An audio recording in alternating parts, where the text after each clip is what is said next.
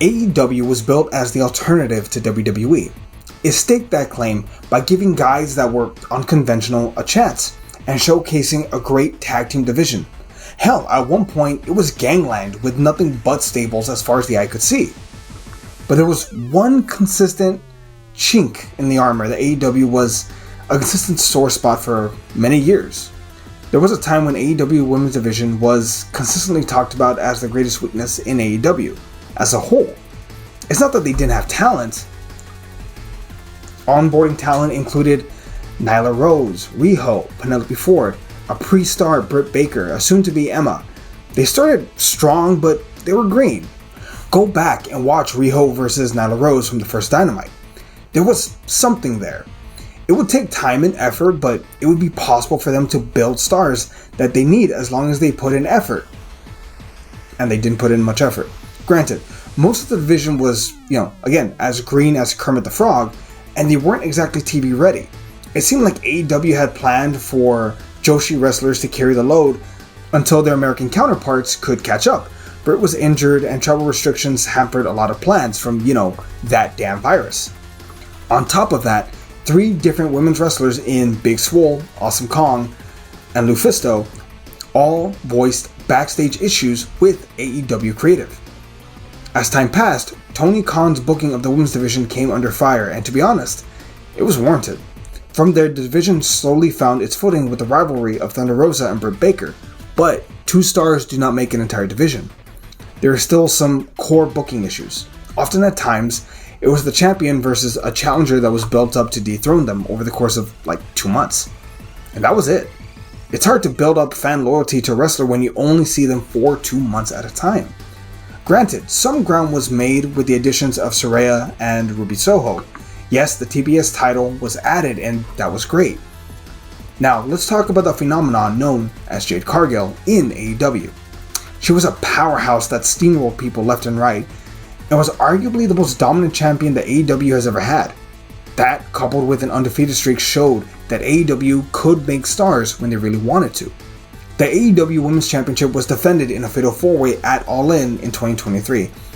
Yes, it was great to see that Saraya won it, and she definitely was the right call, but it was also the shortest match on the main card at under 9 minutes.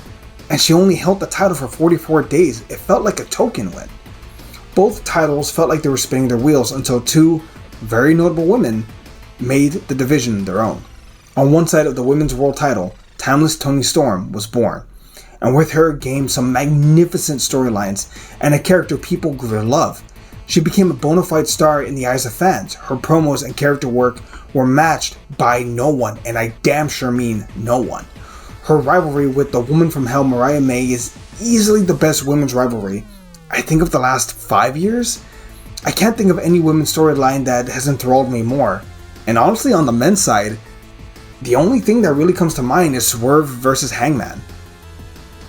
It's this thing of a psychosexual lesbian love romance that lasted over 18 months of love and lust and betrayal.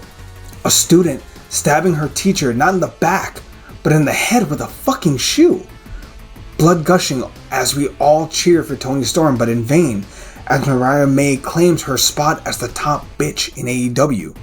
Bear in mind, she has some great matches in her own right. This story only got more interesting when Toni Storm returned with no memory of being timeless, but it was all a ruse, as it was, well, to quote Toni, "But what you've just witnessed is the performance of a lifetime!" Toni was able to vanquish Mariah May in the main event of Grand Slam, but just when you think it's time for a cooldown, when Toni cuts a promo to talk about her competition and her next challenger, May returns and the rubber match is set for a Hollywood ending. A finale written in blood with all the layers of love, lust, betrayal, and heartbreak. And this story is just so good. On the other side of the coin, we have the arrival of Mercedes Mone, the former Sasha Banks. She arrived at a show in her hometown, and it was even named Big Business. The CEO of women's wrestling had arrived.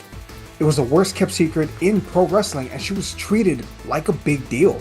She's arguably their biggest mainstream star. She does interviews and media appearances. More importantly, she can back it up in the ring.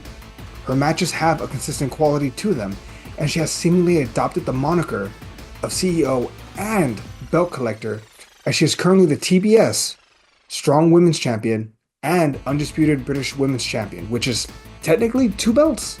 Monet and Kris Statlander had their second straight pay-per-view match for the TBS title at World's End, and it stands as the longest women's match to date in AEW. It was an awesome match with great storytelling and amazing back and forth. It damn near stole the show.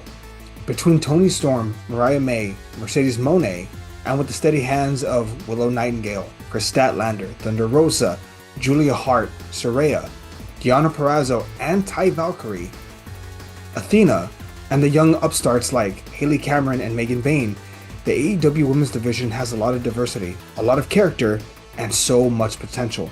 They just might quietly become the most stacked and entertaining division in all of professional wrestling. That said, what do you think of the AEW women's division? Who is your favorite wrestler? Let us know down below. We'd greatly appreciate it. And we'll catch y'all next time. See you, everybody.